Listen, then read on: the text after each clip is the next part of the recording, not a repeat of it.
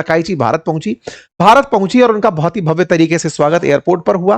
प्रधानमंत्री ने उनके स्वागत में अपनी तरफ से जो टिप्पणियां लिखी उसमें एक बहुत बड़ा पॉइंट था और वो था इंडो पैसिफिक रीजन। आपको हाल ही में याद होगा कि अमेरिका ने अपनी वॉर जो मिनिस्ट्री ऑफ वॉर है उसके अधीन जो इंडो पैसिफिक कमांड है उसका नाम बदल दिया था।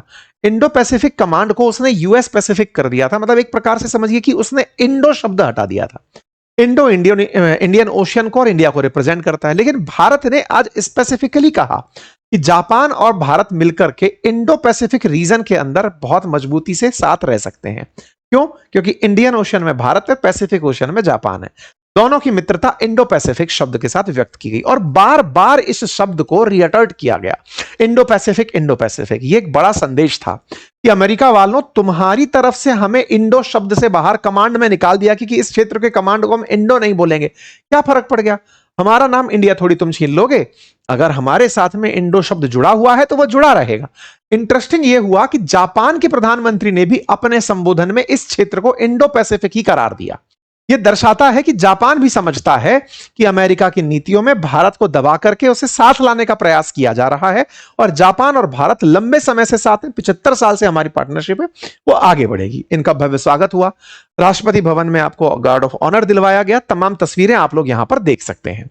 तकाइची के ट्वीट में भी अगर आप नोटिस करें तो दो बड़ी बातें निकली। पहला कि free and open Indo Pacific. अगर आप इस शब्द को फिर से पढ़ें, इंडो पैसिफिक जापान के प्रधानमंत्री के ट्वीट में है, तकाइची के ट्वीट में है। और यहां पर इनकी जो नीति है ना, FOIP, भारत इंडियन ओशियन को लेकर के महासागर नीति चलाता है। तो भारत की महासागर और इनकी FOIP बोले एक दूसरे को कॉम्प्लीमेंट करते हैं। तो ये दोनों बातें ये दर्शाती हैं कि जापान भी भारत के साथ उन चीजों में अलाइन है। हर जगह ये अपनी बातों में 75वीं वर्षगांठ को, इंडो पैसिफिक रीजन को बार बार हाईलाइट करते हुए दिखाई पड़ी कि हम लोग इस तरह से आगे बढ़कर चल रहे हैं। भारत के प्रधानमंत्री के साथ में इनकी तस्वीरें आप सबके सामने हैं। अब कारण साफ था, जापान को असल में अब दिक्कत अमेरिका और चाइना दोनों से है और हम तो पहले से ही पीड़ित हैं। ऐसे में इन दोनों के बीच बन रहे जिस प्रकार के समीकरण हैं, आज उसकी हम यहां पर व्याख्या करने जा रहे हैं। पूरी यात्रा, उसके क्या मेजर अचीवमेंट्स रहे, भारत को क्या मिला, जापान हमसे क्या एक्सपेक्ट करता है, सारी बातें आज के इस सत्र में डिस्कस करेंगे।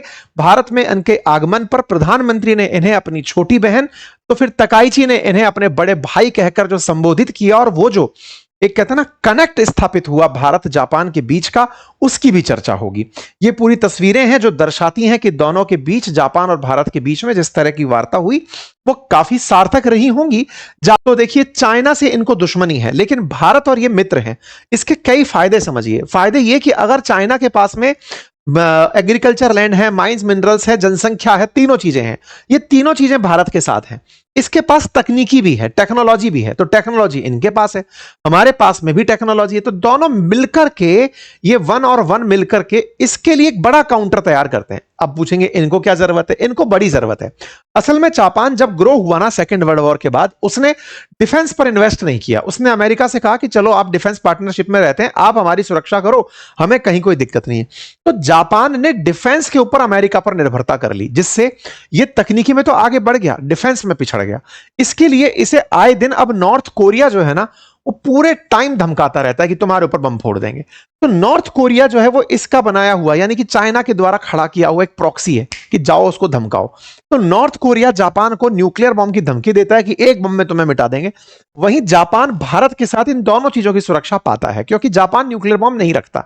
इसने सब काम किया अपनी अर्थव्यवस्था को बड़ा करने के लिए। इसने डिफेंस पर कोई खर्चा नहीं किया। लेकिन जब ट्रंप आए तब इन्हें रियलाइज हुआ कि नहीं, अगर हम डिफेंस में आगे नहीं बढ़े तो ट्रंप तो हमको एक दिन खड़ा करके बेच देंगे, कहेंगे कि मेरे हिस्से की कोई बात नहीं है। जैसे आज यूरोप को अकेला छोड़ दिया, ऐसे जापान को भी छोड़ देंगे। अब इनके बीच में बात होती है कि अगले 10 साल में हम क्या रखेंगे। भारत अपनी बातें रख रहा था, ये अपनी बातें रख रही थी।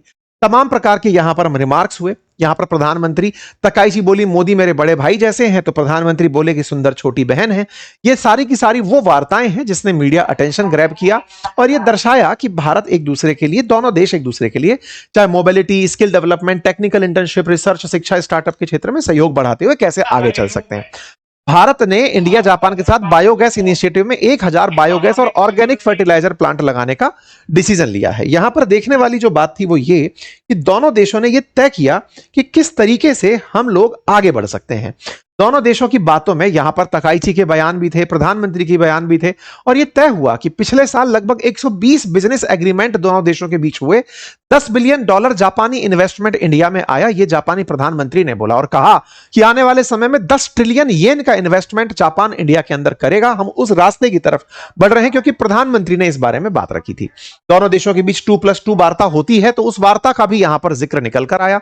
साथ में यह भी निकल कर आया कि during the visit around 120 cooperation document है between India and Japan companies include 2 trillion yen scale investment were announced, यानी कि 1 ट्रिलियन रुपए के आसपास यह तय हुआ कि भारत के अंदर 120 एग्रीमेंट्स के थ्रू साझेदारी की जाएगी। दोनों देशों ने अपनी तरफ से फ्यूचर को लेकर के काफी सारी वादे, एमओयूज, तमाम चीजें साइन की। इनसे क्या क्या मिला? पहला, इकोनॉमिक सिक्योरिटी तय हुई। कैसे? आज हमारे देश में semiconductor, critical mineral, ICT, AI, clean energy, pharmaceutical, इन क्षेत्रों को प्रमोशन मिलेगा इस प्रकार की यात्रा के साथ। आउटकम के अंदर दूसरे नंबर पर रहा कि आर्टिफिशियल इंटेलिजेंस में हमें एआई इंफ्रास्ट्रक्चर में जापान का साथ मिलेगा। एनर्जी सिक्योरिटी में जापान हमारे साथ होगा। साथ ही साथ इंडिया जापान जो आने वाले समय में एक विजन को लेकर के 2027 में जब 75 साल पूरे होंगे तब हम आगे बढ़ेंगे। आने वाले समय में फील्ड ऑफ बैटरीज में भी, बैटरी मैन्युफैक्चरिंग और ईवी इकोसिस्टम में साथ मिलकर काम करेंगे। साथ ही साथ फार्मास्यूटिकल और मेडिकल डिवाइस सेक्टर में भी दोनों देश साथ काम करेंगे। मिनरल एक्सप्लोरेशन हो या फिर बायोगैस ग्रोथ हो, इसके साथ साथ आईआईटी बॉम्बे और Bharat Jain technology foundation, national institute of informatics of Japan के साथ मिलकर के एलएलएम और एआई रिसर्च इकोसिस्टम पर काम करेंगे। इसी साथ में इंडियन एआई मिशन और मेटी जापान जो है वो आपस में मिलकर के एआई के सेक्टर में और कैसे आगे बढ़ सकते हैं वो काम करेंगे। एकेडमिक और रिसर्च कॉर्पोरेशन के अंदर जो राइकेन जापान है उसका centre of cellular molecular platform के साथ में मतलब एक तरीके से कॉपरेशन निकल करके आएगा। ऐसे ही दोनों देशों के बीच में जो फाइनेंशियल अथॉरिटीज हैं, फिनटेक और रेजटेक जो कंपनीज हैं, उनके बीच कॉपरेशन सुनिश्चित होगा। जापान के साथ में जो भारत का एक्सचेंज ऑफ इंडिया और जापान नेटवर्क इंफॉर्मेशन सेंटर है, उन दोनों के बीच में एग्रीमेंट बनेगा। इस प्रकार के 16 का जो आउटकम है वो इन दोनों की मीटिंग से निकलकर सामने आए। ठीक है, अब इन मीटिंग से अमेरिका को क्या संदेश था? तो सीधी सी बात है, अमेरिका ने इनके साथ में जिस तरह से पर्ल हार्बर वाली सिचुएशन की, डिफेंस के मामले में जापान को वो एनी टाइम ये याद दिलाते हैं कि तुम हम पर निर्भर हो, तो अब जापान को भी एक नेचुरल अलाई चाहिए। जब जापान डिफेंस के इक्विपमेंट बनाए और वो बाजार में बेचने के लिए निकले, तो भारत जैसा देश जो तमाम दुनिया के देशों में टॉप बायर है, जहां हम एक तरफ आत्मनिर्भरता की तरफ बढ़ रहे हैं, लेकिन अमेरिका के लिए तो बाजार ही है ना, तो जापान भी उसे एक बाजार के रूप में अगर देखता हो, तो ऐसी चीज में जापान भारत को बहुत आगे तक देखना चाहता है। कुल मिलाकर बात यह है कि यूएस को काउंटर करते हुए जापान अब भारत के साथ में बाजार की तलाश में है। मैंने इसी के ऊपर एक डिटेल सेशन मई में किया था कि जापान फिर डराने वाला है, क्योंकि इन्होंने अनाउंसमेंट कर दिया कि अब हम डिफेंस सेक्टर के अंदर बहुत तेजी से आगे आ रहे हैं, क्योंकि ट्रंप के चलते इनके एक पीएम को इस्तीफा देना पड़ा था, इसीलिए अब ये इस दिशा में आगे बढ़ेंगे। रही बात चाइना की, तो चाइना ऑलरेडी इस बात से बहुत ही पीड़ित रहता है कि भारत के साथ मिलकर के अगर जापान कुछ कर गया तो वो चाइना को घेरने जैसा होगा। बिल्कुल वैसे जैसे बांग्लादेश के केस में चाइना साथ आ जाता है, तो भारत और जापान का साथ आना चाइना को अनकंफर्टेबल करता है, और चाइना इसी के चलते जापान को बार बार कि ताइवान के मामले पे धमका दिया, तमाम चीजों पर धमका दिया, चाइना थ्रेट करता रहता है जापान को। तो जापान का भारत के साथ जिस तरह से आना हुआ, भारत के साथ में जिस तरह की इनकी हमेशा से केमिस्ट्री रही है, शिंजो आबे के टाइम पर भारत को बुलेट ट्रेन के साथ एग्रीमेंट मिला था, बुलेट ट्रेन प्रोजेक्ट जो कि 2030 तक पूरे होने की उम्मीद की जा रही है, जिसकी डेडलाइन 2030 तक रखी गई है। उस परियोजना के लिए भारत को 0.1% सालाना ब्याज पर हमको ब्याज मिला था, धन मिला था। अनुमानित लागत 2 लाख करोड़ रुपए है, इनमें से 88,000 करोड़ जापान हमको दे रहा है। तो ये सारी चीजें भारत के साथ जापान की रही हैं।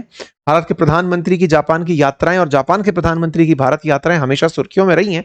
कल्चरली एक दूसरे के साथ एक्सचेंज तो होता ही है, टेक्नोलॉजिकली भी एक्सचेंज होता है। आप जब दिल्ली से जयपुर की तरफ जाते हैं, दिल्ली मुंबई जो पुराना वाला हाईवे, नेशनल हाईवे, वहां से जब आप गुजरते हैं तो पाते हैं कि पूरा पूरा एक जापानी जोन बना हुआ है।